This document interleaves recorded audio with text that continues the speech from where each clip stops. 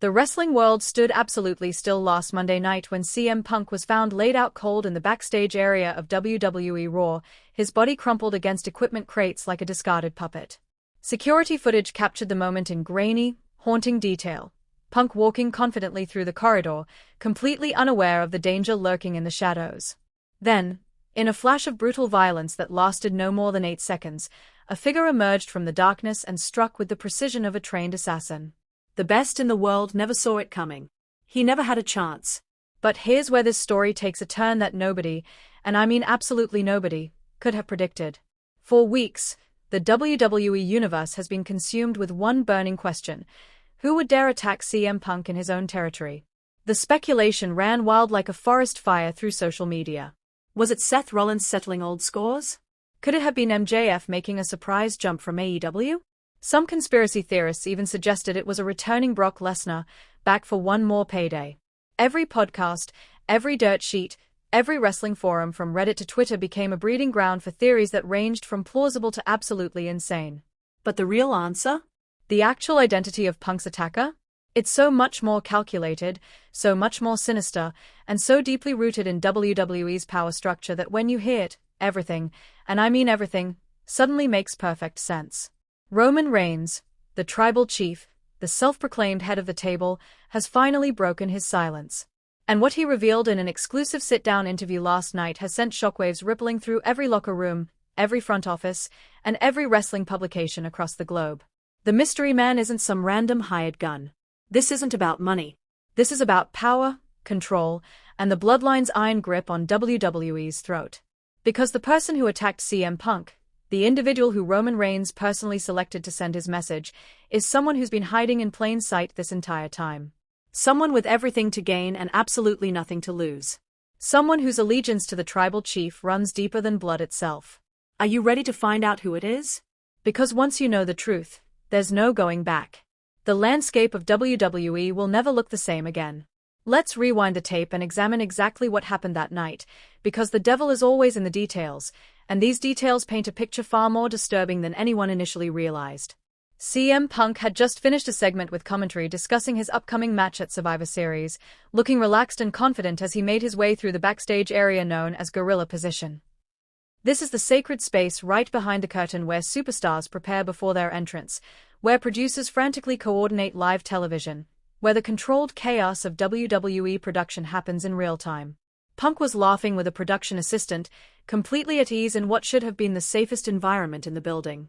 Then, at approximately 9:47 p.m. Eastern Time, everything changed. The attacker moved with the efficiency of someone who had studied Punk's patterns, someone who knew his routines, someone who had access to information that only WWE insiders would possess. The first strike came from behind, a devastating blow to the back of Punk's head that sent him stumbling forward. Before he could even register what was happening, a second strike followed, this one to the ribs with such force that multiple witnesses reported hearing the sickening sound of impact echo through the hallway. Punk tried to fight back, his Chicago street fighting instincts kicking in despite the ambush, but the attacker was relentless. A third strike, then a fourth. Within seconds, CM Punk was on the ground, and the mystery figure disappeared into the labyrinth of backstage corridors before security could even respond. What makes this attack particularly chilling is the surgical precision of it all. This wasn't a random act of violence. This wasn't someone losing their temper in a heated moment. Every single move was calculated for maximum damage and minimum risk of identification. The attacker knew exactly where the security cameras had blind spots. They knew which hallways would be empty at that precise time. They knew that Punk would be alone, vulnerable, completely defenseless. And most importantly, they knew they would have protection from the top. Because in WWE's current landscape, nobody moves against CM Punk unless they have the blessing of the most powerful force in the company. Medical personnel rushed to the scene within 90 seconds, finding Punk conscious but clearly in significant pain. He was immediately taken to a private medical facility for evaluation, and while WWE officially reported minor injuries, sources close to the situation paint a far more serious picture. We're hearing reports of potential broken ribs, a severe concussion protocol that kept Punk out of action for the following week, and deep tissue bruising that suggests the level of force used was far beyond what you'd see in a typical backstage scuffle. This wasn't meant to send a message. This was meant to hurt. This was meant to incapacitate. This was meant to show CM Punk that despite his legendary status, despite his reputation as the voice of the voiceless, despite everything he's accomplished in his career, he is not untouchable in Roman Reigns' WWE. The immediate aftermath saw WWE go into crisis management mode. Social media was scrubbed of any fan-captured footage. Backstage personnel were instructed not to speak to media. Even the usual dirt sheet reporters who typically have multiple sources feeding them information found themselves hitting brick walls everywhere they turned. Triple H himself addressed the situation on camera, promising a full investigation and vowing that the perpetrator would be found and punished to the fullest extent of WWE's conduct policy. But here's what nobody was saying out loud, what everyone in the business knew but couldn't prove. This investigation was never meant to find answers. It was meant to buy time. Time for Roman Reigns to consolidate his power. Time for the real story to develop. Time for the perfect moment to reveal the truth in a way that would benefit the tribal chief's narrative. And that moment, it came last night, in the most Roman Reigns way possible.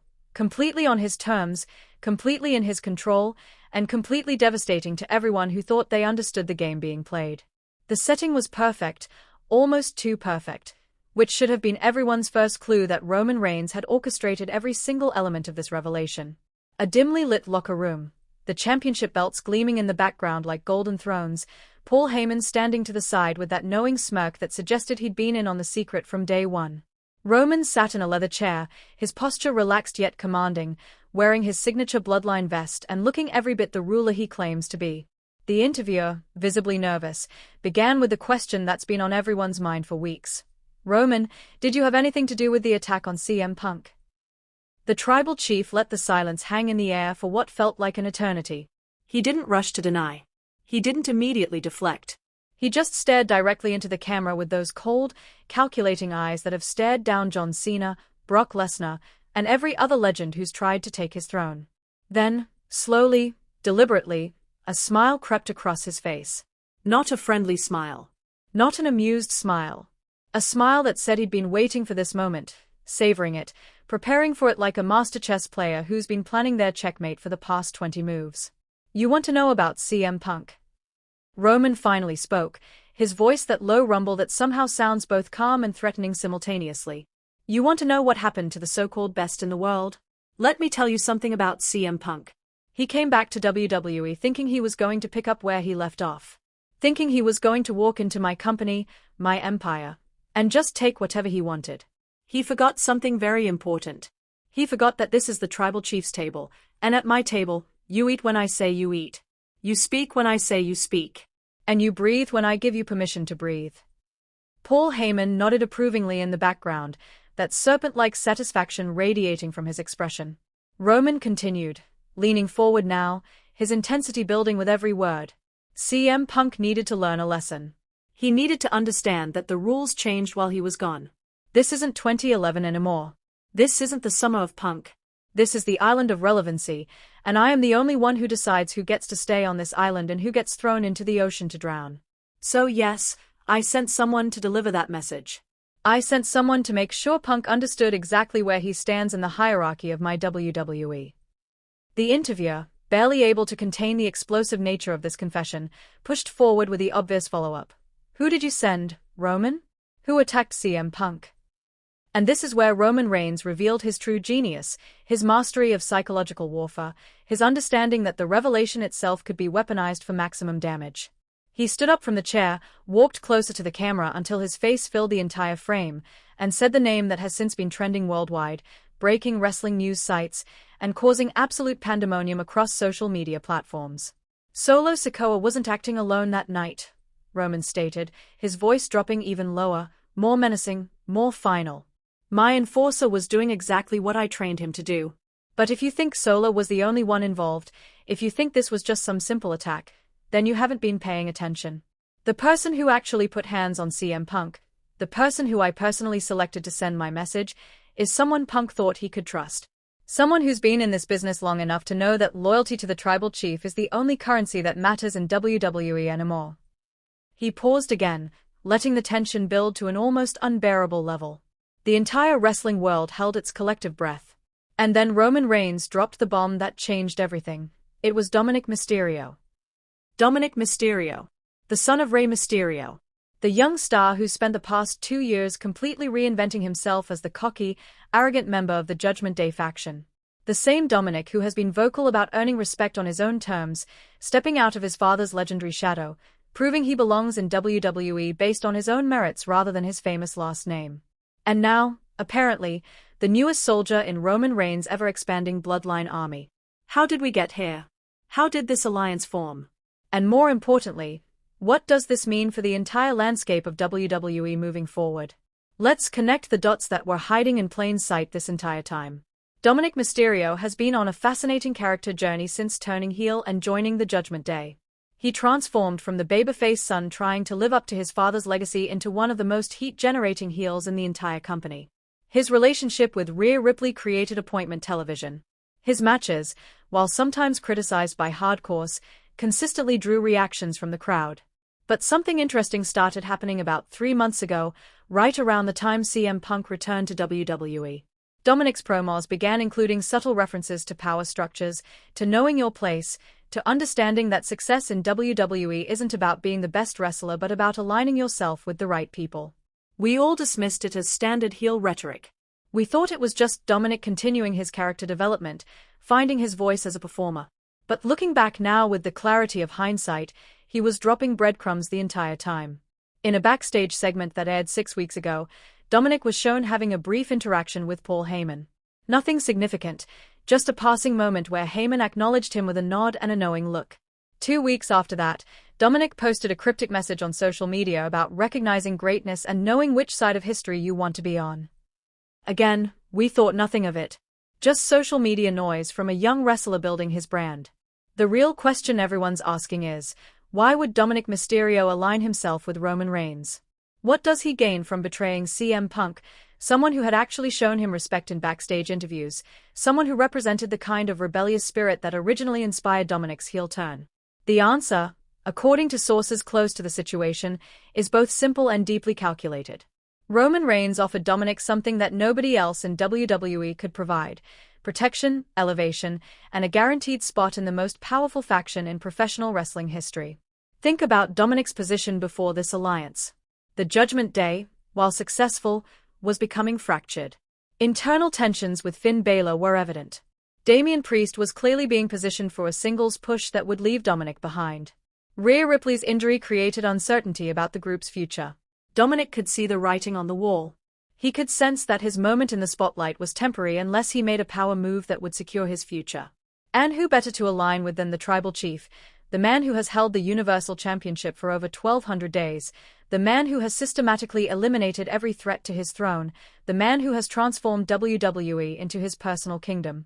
But there's another layer to this story that makes the betrayal even more complicated and fascinating. CM Punk and Rey Mysterio have history.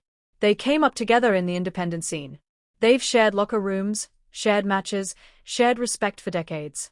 When Punk returned to WWE, one of the first people he reached out to backstage was Rey, offering advice to help guide Dominic's career. Punk saw potential in the young Mysterio, potential that could be unlocked with proper mentorship.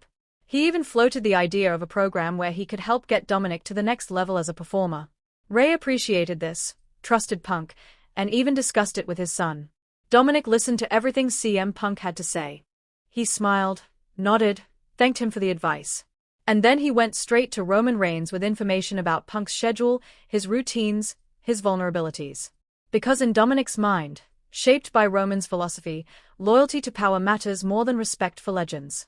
The Tribal Chief convinced Dominic that CM Punk represented the old guard, the old way of doing things, the old system where you had to scratch and claw for everything you earned. Roman offered a shortcut, a direct path to the top, a guaranteed spot in WWE's main event scene for years to come. All Dominic had to do was prove his loyalty by taking out the one man who Roman saw as a threat to his narrative control. The revelation that Dominic Mysterio attacked CM Punk on behalf of Roman Reigns raises an even more explosive question that has WWE insiders buzzing with speculation. Is this the beginning of a merger between the Bloodline and the Judgment Day? Are we witnessing the formation of a mega-faction that would have unprecedented control over both Raw and SmackDown? And if so, who else is involved in this conspiracy that apparently reaches far deeper into WWE's power structure than anyone realized? Let's examine the evidence that's been accumulating for months, evidence that suddenly looks completely different when viewed through this new lens. The Judgment Day has been operating with unusual immunity from consequences lately. When they interfere in matches, there are rarely any real repercussions. When they attack babyfaces backstage, the retribution that typically follows in pro wrestling storytelling never quite materializes. We chalked this up to creative protecting the heel faction, but what if there was a more sinister explanation? What if the Judgment Day was already operating under the protection of Roman Reigns, with Dominic serving as the bridge between these two dominant groups? Finn Balor, the Judgment Day's leader and one of the most experienced wrestlers on the roster, has been notably quiet about Dominic's actions. In fact, when asked about it during a backstage interview, Finn simply smiled and said, "Dominic's a grown man making grown man decisions. If he's found new allies, good for him. The Judgment Day has always been about power, and power recognizes power." That statement seemed innocuous at the time, but now it reads like an endorsement. It reads like Finn knows exactly what's happening and approves. It reads like perhaps he's been in on this merger from the beginning. Damian Priest, the other male member of the Judgment Day, has his own complicated history with Roman Reigns. They've crossed paths in the ring, shown mutual respect, and there's been backstage talk for months about Priest wanting to elevate his position in WWE's hierarchy. Could he also be part of this alliance? Multiple sources are now reporting that there have been secret meetings between Bloodline representatives and Judgment Day members going back several months. Paul Heyman, the master strategist, has apparently been orchestrating a long-term plan to consolidate power in a way that WWE has never seen before. Here's where it gets even more interesting: Solo Sikoa's role in all of this. Roman mentioned that Solo wasn't acting alone during the attack, but he didn't elaborate on what exactly Solo's involvement was. According to eyewitnesses who were backstage that night, Solo was spotted near the area where CM Punk was attacked, but he wasn't the one who physically assaulted him. Instead, Solo served as the lookout, the muscle that ensured nobody interrupted Dominic's work, the enforcer who made sure that Punk's destruction happened exactly according to Roman's plan. This reveals the level of coordination involved, the meticulous planning that went into every aspect of the attack. But wait, because there's another name that keeps coming up in backstage discussions, another piece of this puzzle that makes the conspiracy even more extensive: Jimmy Uso. Roman's cousin, who has had his own turbulent journey in the Bloodline storyline, was also in the building that night despite not being scheduled for any segments. His presence was noted by multiple people backstage, and while nobody can confirm his direct involvement, the fact that he was there at all raises serious questions. Was Jimmy back in Roman's fold for this specific operation? Was his entire recent storyline about questioning the tribal chief's leadership just a smokescreen to throw everyone off the real plan? The more we dig into this story, the more it becomes clear that the attack on CM Punk wasn't just about sending a message to one wrestler. It was about demonstrating the reach and power of Roman Reigns' influence. It was about showing that the tribal chief can mobilize resources across brands, across factions, across the entire WWE landscape. It was about proving that nobody is safe, nobody is untouchable, and nobody can operate in WWE without Roman's permission. CM Punk, with all his legendary status and all his credibility, was simply the highest-profile example Roman could make to send that message to the entire locker room. CM Punk has never been one to take disrespect lightly, and his response to Roman Reigns' revelation has been exactly what you'd expect from a man who built his entire career on speaking truth to power. In a video posted to social media just hours after Roman's interview aired, Punk appeared sitting in what looked like his home, wearing his signature hoodie, looking directly into the camera with that intensity that made him one of the most captivating performers of his generation. But this wasn't vintage CM Punk delivering a worked-shoot promo. This was something different. This was something angrier. This was something personal.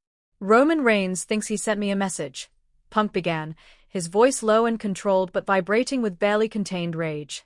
"Roman thinks that by having Dominic Mysterio, a kid who should be grateful he even has a job based on his actual talent level, attack me from behind like a coward, that he's proven something about power and control. All he's proven is that he's afraid. All he's proven is that he knows he can't beat me face to face, man to man, wrestler to wrestler. So he sends children to do his dirty work while he sits on his throne playing king of a castle made of sand." Punk stood up from his chair and moved closer to the camera, his face now filling the frame in a deliberate mirror of Roman's technique in his own interview. "Let me tell you what's going to happen, Roman. Let me paint you a picture of your future, because unlike you, I don't need to hide behind cryptic promos and political games. At Survivor Series, you and your little protege Dominic are going to learn what it means to step into the ring with someone who's fought his way to the top without needing daddy's name or cousin's legacy or any bloodline mythology to carry him. I'm going to dismantle your little conspiracy piece by piece, starting with the weakest link, and I'm going to enjoy every second of it." The wrestling world exploded with reactions to Punk's statement. Social media platforms crashed under the weight of fans debating this escalating conflict. Survivor Series ticket sales spiked immediately, with secondary market prices tripling within hours. WWE's stock even saw a bump as investors recognized the massive money-drawing potential of this storyline. This is exactly the kind of organic, emotionally charged conflict that creates legendary moments in professional wrestling, and everyone from casual fans to hardened veterans can sense that we're building towards something truly special. But Punk wasn't finished. In a separate interview with a major wrestling publication, he went even deeper into his thoughts about the current state of WWE and Roman's reign of terror. "I've seen this playbook before," Punk explained. "I've watched guys try to consolidate power, surround themselves with yes-men, and convince themselves they are untouchable. It happened with Triple H and Evolution. It happened with John Cena and his stranglehold on the main event. And every single time, someone comes along who refuses to play by those rules, someone who reminds everyone that professional wrestling is supposed to be about the best rising to the top, not about who has the most political protection. I've been that guy before, and I'll be that guy again." What makes Punk's response particularly effective is that he's not just attacking Roman Reigns. He's attacking the entire system that allowed this situation to develop. He's questioning Triple H's leadership, wondering aloud how an attack this blatant could happen under his watch. He's calling out the other wrestlers in the locker room for staying silent, for not standing up to Roman's increasingly authoritarian control over WWE's creative direction. He's positioned himself as the voice of every wrestler who's been held back, every talented performer who's been told to wait their turn, every independent spirit who's been crushed under the weight of WWE's political machinery.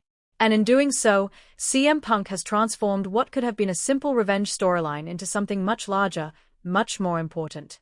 This isn't just about getting payback on Dominic Mysterio or even defeating Roman Reigns. This is about the soul of WWE itself. This is about whether the company will continue to be dominated by one man's vision of how things should be, or whether there's still room for rebellion, for unpredictability, for the kind of chaos that makes professional wrestling exciting and must-see television. Punk has always been at his best when he's fighting against impossible odds, and has constructed a narrative where he's not just battling Roman and Dominic, but the entire power structure of modern WWE. Behind the curtain, away from the cameras and the carefully scripted segments, the WWE locker room is in absolute turmoil over this revelation. The attack on CM Punk and the subsequent exposure of Dominic Mysterio as Roman Reigns' newest soldier has created a divide among wrestlers that some veterans are comparing to the Montreal Screwjob in terms of how it's fractured relationships and forced everyone to choose sides. This isn't just storyline drama anymore. This is real tension, real politics, real consequences that will shape WWE's internal dynamics for years to come. On one side, you have wrestlers who view Roman Reigns' dominance as earned and deserved, who believe that his systematic approach to controlling WWE's narrative has actually elevated the entire product. These performers see Roman as a leader who's brought stability and star power back to a company that was floundering after the departures of John Cena, Brock Lesnar, and others. They argue that aligning with the tribal chief is simply smart business, that riding Roman's coattails to the main event is no different than what previous generations did with Hulk Hogan or Stone Cold Steve Austin. Within this camp, Dominic Mysterio is being praised for making a savvy career move that will ensure his relevance for the next decade. The opposing faction, however, sees this entire situation as everything wrong with modern WWE. These wrestlers believe that Roman's iron grip on the main event scene has created a glass ceiling that prevents younger talent from truly breaking through. They point to talented performers who've been stuck in mid-card purgatory while the Bloodline dominates programming week after week, month after month, year after year. To them, CM Punk represents their last hope for change, their final chance to see WWE return to a meritocracy where the best performers rise to the top regardless of family connections or political alliances. The attack on Punk, in their view, was an attack on all of them, a message that Roman can eliminate any threat to his throne with impunity. Rey Mysterio finds himself in an impossible situation, caught between loyalty to his son and disgust over the methods Dominic used. Sources close to the Mysterio family report that Rey learned about Dominic's involvement at the same time as everyone else, watching Roman's interview in shock and horror as he realized his son had not only aligned with Roman Reigns but had carried out a calculated assault on a respected veteran. The father-son relationship, already strained by storyline and some real-life creative differences, has reportedly deteriorated to the point where they are barely speaking. Ray feels betrayed not just as a father but as a professional who's always prided himself on doing things the right way, earning respect through hard work and treating fellow wrestlers with dignity. Other members of the Judgment Day are navigating their own complicated responses. Finn Balor, always the political operative, has been playing both sides, expressing public support for Dominic while privately meeting with wrestlers from the anti-Bloodline faction to assure them he's not fully on board with Roman's agenda. Damian Priest has been noticeably absent from several shows, with unconfirmed reports suggesting he's uncomfortable with the direction the group is heading and considering breaking away to pursue singles success without the stain of this controversy. Rhea Ripley, currently out with injury, has posted cryptic social media messages that could be interpreted as either supporting Dominic or questioning his judgment, depending on which reading you choose to believe. The women's division, often insulated from main event storylines, is also feeling the ripple effects of this situation. Several female wrestlers have spoken anonymously to wrestling media about their concerns that the consolidation of male power in WWE will inevitably limit opportunities for women to break through into main event spots. They worry that if Roman Reigns successfully merges the Bloodline with the Judgment Day and creates a mega faction that controls multiple championships across both brands, the focus on their storylines will diminish even further. These concerns have created strange alliances, with competitors who would normally be feuding instead having quiet conversations about how to protect their own interests in this rapidly changing landscape. Perhaps most tellingly, several top stars who typically stay out of backstage politics have started speaking up. Seth Rollins, who has his own complicated history with both CM Punk and Roman Reigns, gave a revealing interview where he suggested that WWE needs checks and balances to prevent any one wrestler from having too much creative control. Cody Rhodes, still chasing his own story to finish with Roman, has been noticeably supportive of Punk in backstage interactions, recognizing that Punk's fight against the Tribal Chief's dominance could create opportunities for others to finally break through. Even legends like Edge and Randy Orton have weighed in, with Edge particularly vocal about the importance of protecting WWE's culture of respect and professionalism. The most fascinating element of all this backstage drama is watching how Triple H, in his role as WWE's chief content officer, is navigating these treacherous waters.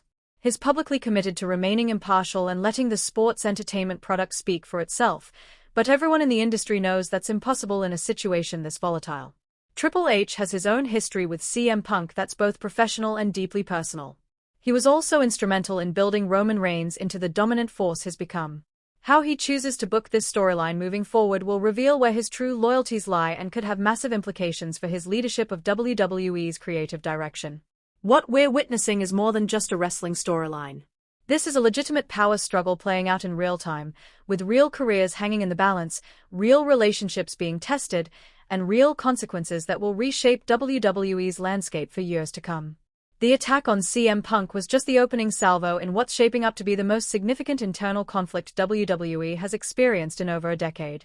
Behind every great emperor stands an even greater strategist, and in Roman Reigns' empire, that strategist is undoubtedly Paul Heyman. The wise man, the special counsel, the advocate, whatever title you want to assign him, Paul Heyman has been the architect of the Bloodline's dominance from the very beginning, and this latest move with Dominic Mysterio bears all the hallmarks of his brilliant, devious mind. To understand how we got to this shocking moment, we need to examine Heyman's long game, the chess moves he's been making for months that are only now becoming clear. Paul Heyman has always understood professional wrestling at a deeper level than almost anyone else in the business. He doesn't just book matches or write promos. He constructs narratives that unfold over months and years, with callbacks and foreshadowing that reward dedicated fans while still being accessible to casual viewers. His work with Brock Lesnar redefined what a special attraction could be in the modern era. His creative genius saved ECW from bankruptcy multiple times through pure force of will and innovative storytelling. And now, with Roman Reigns as his ultimate canvas, he's creating what he believes will be his masterpiece, a heel dynasty that transcends traditional wrestling booking and becomes a genuine cultural phenomenon. The genius of recruiting Dominic Mysterio specifically becomes clear when you understand Heyman's philosophy about building factions. He doesn't just want the best wrestlers or the biggest names.